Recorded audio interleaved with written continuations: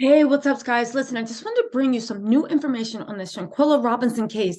We've talked a lot about Daejhanae, what's going on in America. But you guys, let's turn our focus in part 3 of my interview. Let's turn our focus onto the doctor and the police officers. What, if any, punishment are they going to get? Guys, you're going to be shocked to know it's not what anybody thinks.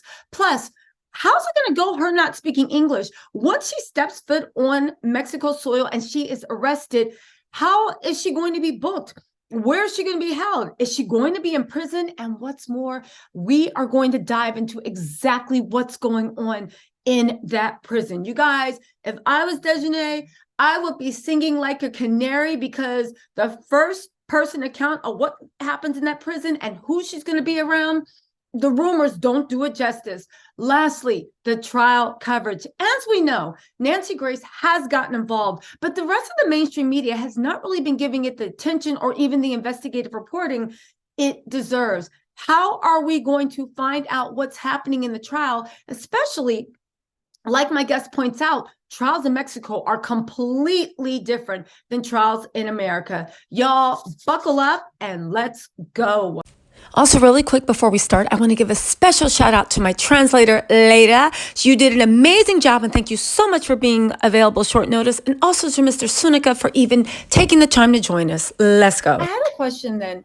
So we know what will happen to Daejhanae, because right now he's saying that there's enough evidence to convict her, even if she keeps her mouth shut.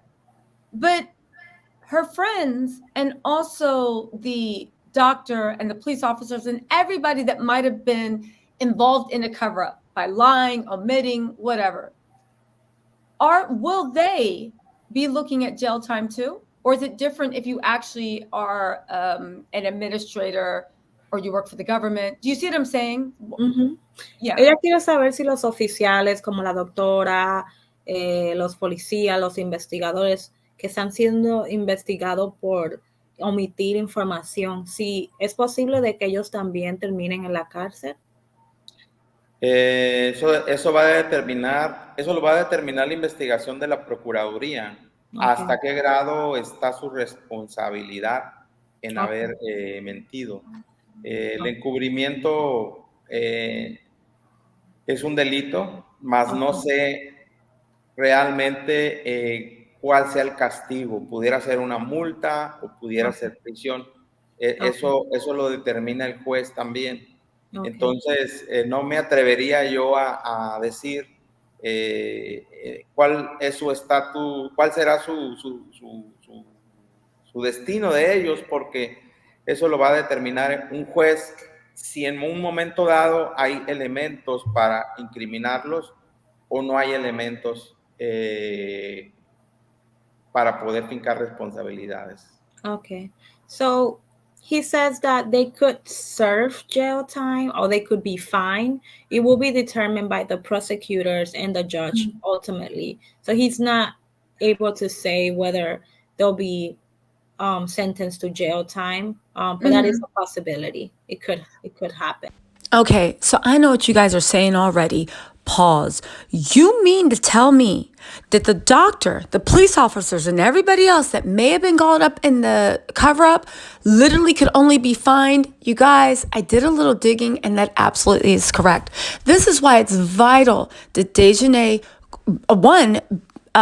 answer and be questioned with Mexico authorities, because if this is just incompetence, like the doctor just didn't know she was doing and was working on a body that wasn't alive and all this stuff, yeah, there's a chance they could actually just be fined for incompetence. However, it looks like the Mexico authorities, at least it seems like, are banking on the fact that there was some type of cover-up, that there may have been some type of bribery. And if Daejhanae or any of the Cabo 6 says, well, the doctor said this or they suggested, then boom, now they're involved in a cover-up instead of negligence. That's why Daejhanae, when she starts talking, the whole house of cards might fall down. But let's continue, because the thing I wanted to know is, okay, if it all stems on Daejhanae, what type of area were they staying in that there might even have been a doctor that was like, hey, you got some money, we can have a deal? What type of area is this? Was it safe? Let's go.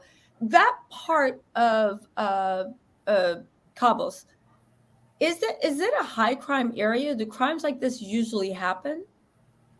So, Los Cabos, ¿usted sabe si es una área donde hay muchos crímenes o si es una área que es usualmente tranquila? No, en el lugar donde sucedió el homicidio es una zona residencial, Okay, es una zona exclusiva de turismo, no es una zona okay, donde haya crímenes ni pasen problemas. okay, Son aislados esos casos que se registran. okay. Sí ha habido, pero son muy, muy raros que pasan. Okay, so he says that's like a really nice residential area. Okay. Yeah, it's like a touristic area that there has been cases, of course, but very few and far between. Okay. So it's not a common. So I actually Googled the area and the villas they stayed at, and they are 100% top-notch luxury. There is even armed security gates to get in and out. So then it's like, okay, fine. A lot of crime doesn't happen there, but is it common that when crime does happen, Americans serve time there? Is it common for even Americans to be in that jail and not just extradited back to the United States? Ella quiere saber cómo esa área donde el crimen fue cometido es un área turística. Es común de que si hay un crimen, esas personas sean puestas en esa cárcel y no, vamos a decir, transferido a los Estados Unidos para servir su sentencia. No, porque el homicidio se cometió aquí en México y aquí es donde tienen que pagar la condena. No. En Estados Unidos, por ejemplo, Jackson no cometió ningún delito, lo cometió en México. Y en México tiene que ser juzgada y en México tiene que purgar esa condena. So because she committed the crime in Mexico, there's no way she'll be extradited. She has to serve her sentence in Mexico where she committed the crime. I did read that the U.S. and Mexico have a treaty that if you commit it one place, you will be tried and then deported, and then the other country can do what they want to you after that. And just to let you know, the treaty we're referring to is the United States and Mexico Extradition Treaty, which was signed on May 4th, 1978, that guides all criminal prosecutions. That's why Daejhanae is even being deported. But I know what you guys are thinking. Tisa, we did not come here to learn about the treaty. What's going to happen once they get Daejhanae on Mexico soil? Well, y'all, she's going to be in jail from jump. Listen to this. She's brought to Mexico, and she's then put in jail or holding while she's waiting for her court case to start. Ella quiere saber. Sorry, go ahead. No, no. Can he confirm that's how it's going to go?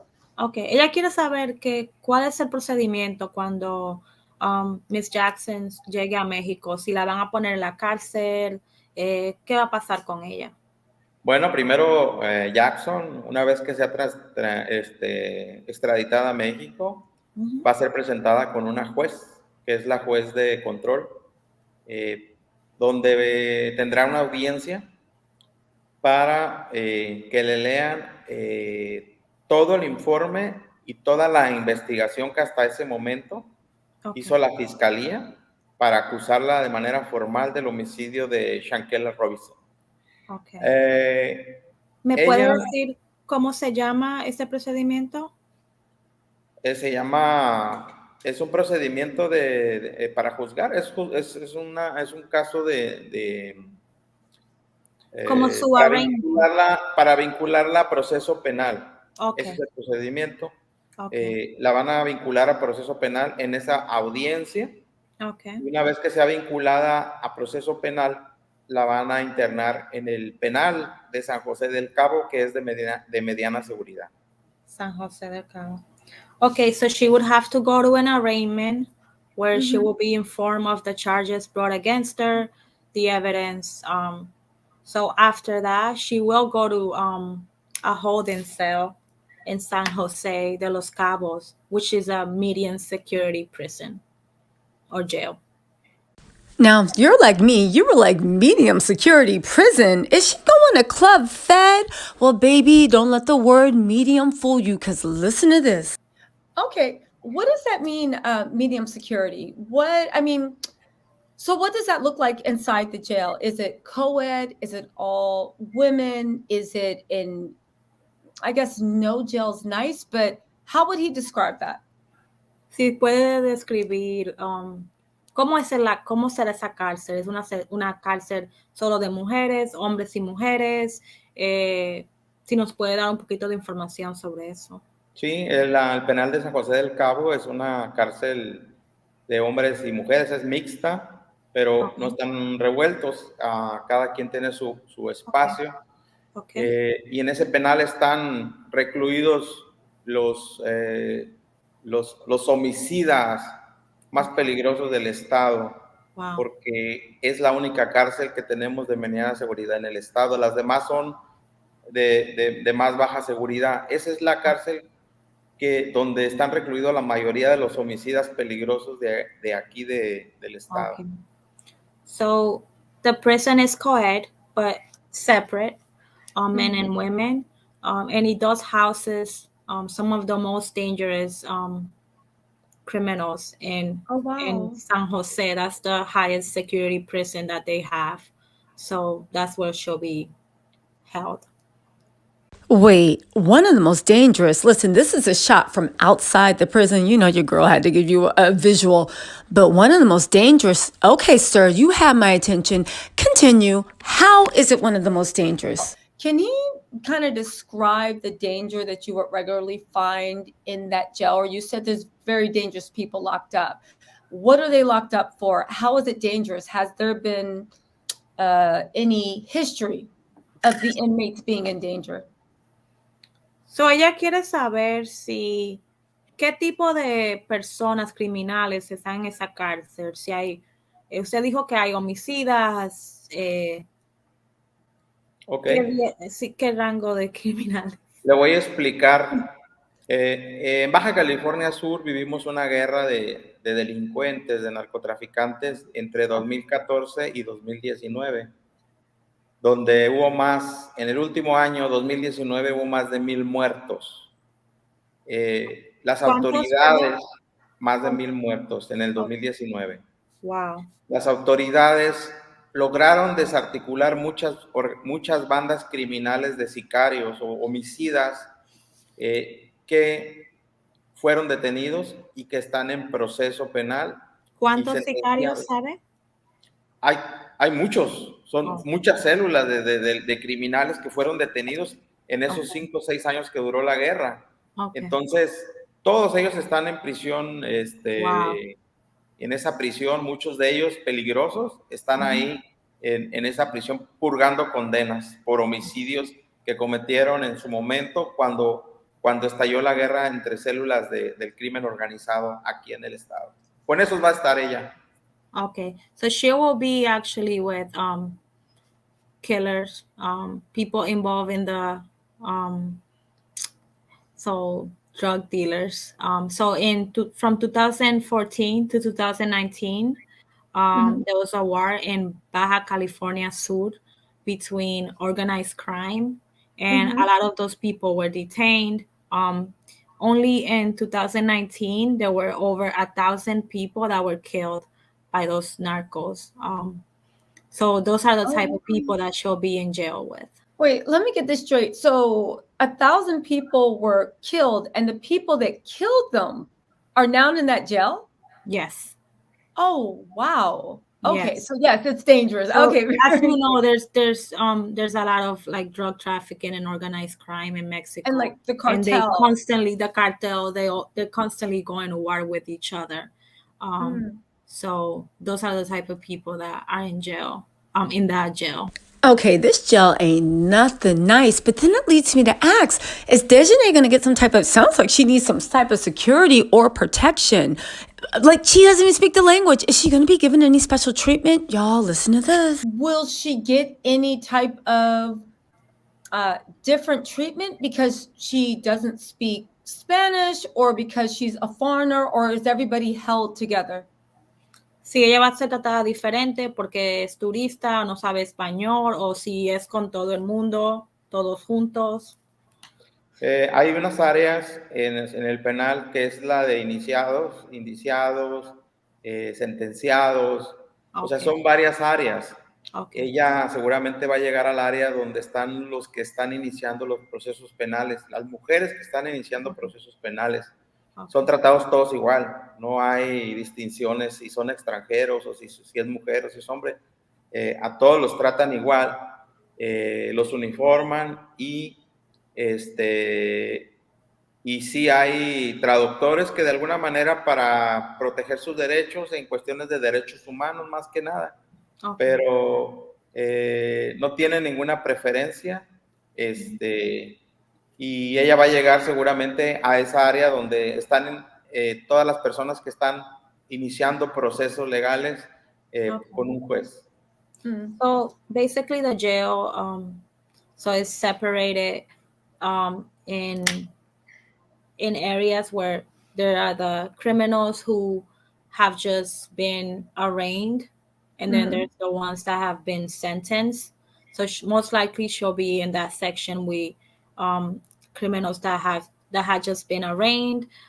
She'll be in uniform, like everybody else. There will be no distinctions made. So she'll be treated like everybody else. There will be translators provided for her, because her human rights have to still be respected. So that will be provided. Where would the translators be provided? Not in her day-to-day. Where would they provide the translators? So se sabe si los traductores serían solamente cuando ella tenga corte, o si también van a estar disponibles en la cárcel. Normalmente son para la corte, no tienen traductores disponibles dentro de la prisión. So typically it's just when she has court. He doesn't believe that there are any in the jail. Okay, so the jail ain't nothing nice. We will come back to that later. But let's talk about when's she going to go into that jail? Is it once she's convicted? Or how's this whole court process going to work? That's what I wanted to know. Well, according to Mr. Suniga, that has seen hundreds of people convicted, not only when she gets arraigned will she have to be held in the jail while that dangerous jail, while her trial is going on. But y'all, the trial regularly like this take 3 to 6 months on average. You guys, but let him get into detail.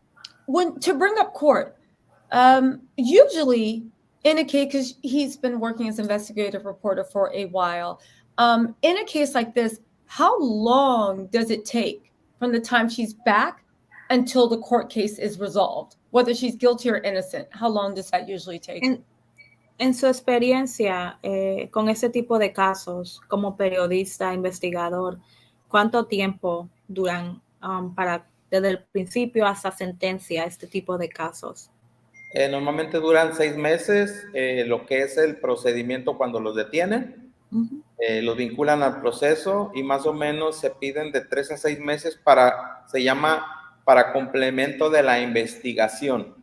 Si en esos 6 meses o 3 meses hay algún otro dato o alguna información que se vaya a anexar al expediente para que el juez lo valore a la hora de emitir la sentencia, entonces se integra. Si no hay más elementos, se cierra la investigación y entonces el juez tendrá el momento de emitir una sentencia. En este caso ella es por feminicidio. Y de ser encontrada culpable tendrá que enfrentar una pena de 25 a 50 años de prisión. Más o menos depende qué tantos agravantes traiga su caso. ¿Por qué? Porque huyó del país. Okay. So typically these type of cases, from his experience, take anywhere from 3 to 6 months. In her case, if there are any like new evidence or anything that happens that could extend it, and she could be sentenced anywhere from 25 to ¿cuántos años me dijo? De 25 a 50? Sí, de 25 a 50, un crimen de mujer, de feminicidio. So for femicide, she could be sentenced anywhere from 25 to 50 years in prison. So femicide is 25 to 50 years in prison. I've seen reports that in femicide has been increased to 45 to 65 years. But is it 45 to 65 or 25 to 50? Ella dice que ella vio como un reporte de que ha sido cambiado en la sentencia de femicidio de 45 a 60. ¿Es verdad eso? ¿Que usted sepa? Hasta ahorita no. Ahí se está reformando las leyes constantemente en el Congreso para castigar. Es que tiene mucho que ver el agravante. Hay feminicidio simple y feminicidio con agravante. Quizá ella vio el tema del feminicidio con agravante, que es más grave porque se comete con alevosía, traición y ventaja. Eso es un agravante para que la pena sea más alta. O cuando huyes y dejas a la víctima abandonada, es más grave todavía. Entonces, no es lo mismo que se mate a una persona y te entregues a que hayas planeado, hayas hecho todo un plan para asesinarla, después para tapar que pasó eso y luego huir. Eso es más grave. Tiene que ver eso. Okay, gracias. So it dice que yes, they are trying to reform it, but the law hasn't been passed yet. But he said that there are two different types of sentences. There's femicide, simple, which is simple, and femicide with agravante, which is like complex. So in her case, because it looks like there was a plot to murder Shanquella, she ran away from the country, so that makes it more complex. So she might be sentenced to the higher sentence because of that reason. Okay, that makes it, I think in America we call it aggravated, where you have something bad and then it's aggravated into more and more. And that's when, so correct. It's 25 to 55 for the complex femicide. It's not just simple femicide. Why does, and I assume aggravated, he's said this in the past, I'm just recapping, would be because there's a conspiracy, because they fled the country, because they did all that stuff. Yes, he's saying aggravated because she couldn't defend herself, and because he couldn't defend her, because she couldn't defend herself, and clearly on the video it shows that she was not hitting back. So, okay, that definitely makes sense. Okay, so right about now, Daejhanae should be thinking about singing like her name is Mariah Carey. But is it like in America where when you maybe give information, they lessen the sentence? Y'all, it's not like America. Is it possible that she can make a plea deal or somehow bargain, telling on her friends to get less time? So ella quiere saber si ella puede, si hay la posibilidad de que ella llegue a un trato con las fiscalías para no servir ningún tiempo en la cárcel, o si ella habla mal de sus amigos o habla contra los amigos y los incrimina. Ella de todas maneras va a ir a prisión. Eso no lo va a salvar. El hecho que late a los amigos no la va a salvar, porque finalmente no debemos de perder de vista que ella es la agresora directa. Quizá lo que pudiera hacer con la fiscalía es aportar elementos y datos contra sus amigos para que su pena disminuya, pero no, la pena mínima es de 25 años, o sea, eso es lo mínimo que le pudieran dar a ella de prisión en caso de que delate a sus amigos, pero todo depende de qué tanto coopere con la investigación. Okay, so he said because she's the direct aggressor and the person who took Shanquella's life, that he doesn't foresee her not serving any time. And even if she did testify against her friends, perhaps she can get a lower sentence, but she will definitely serve jail time. Definitely. Minimum 25 years. Oh, wow. The minimum 25 years. And she'll serve it in the same jail that she's going to be held at too? Or will she be transferred to a different jail? ¿Usted sabe si sería la misma cárcel o si la transferieran cuando se hace sentenciada? ¿Sería la misma cárcel o si la transferían a otra cárcel? No, es en esa cárcel, es donde se cometió el homicidio, es en San José del Cabo, y ahí va a tener que pagar su pena. So where she committed the crime is where she has to serve her time. So speaking of the trial, can you briefly take us over? Are the trials in Mexico like they are in America? Will it be covered in, I know he'll be covering it, we'll be watching him eagerly, but will it be covered on TV, in the newspaper? Are people allowed in the courtroom? How's that going to work? So los juicios en México, ¿cómo pasan? ¿Ustedes, la prensa, pueden estar presentes? ¿Si son presentados en la televisión? ¿Cuál es el procedimiento? Bueno, el nuevo sistema de justicia penal, primero que nada, no permite que las personas que una vez que sean detenidas por la policía, no permite que las presenten ante los medios ni ante nadie. Okay. Porque entonces se viola el principio de inocencia. Okay. Entonces, lo único que hace la autoridad es, si alguien es vinculado a proceso, se emite una fotografía de la persona con los ojos tapados para que no se logre identificarla plenamente. Y los nombres nada más se usan sin apellidos. No puedes exponer los apellidos completos hasta que la persona sea sentenciada. Una vez que sea sentenciada, sí puedes tú exponer eso. Ahora, nosotros los medios de comunicación tenemos el derecho de estar en la audiencia donde la persona va a ser acusada de manera formal, pero no nos permiten ingresar ni fotografías, ni cámaras fotográficas, ni cámaras de videos, ni grabadoras. Únicamente podemos tomar datos, apuntar la información y poder nosotros tomar datos para publicar nuestras noticias, pero no está permitido tomarle fotografías a los detenidos ni nada que se le parezca. So in Mexico, things are different. The press is not allowed to, or the courts also, they look at it as,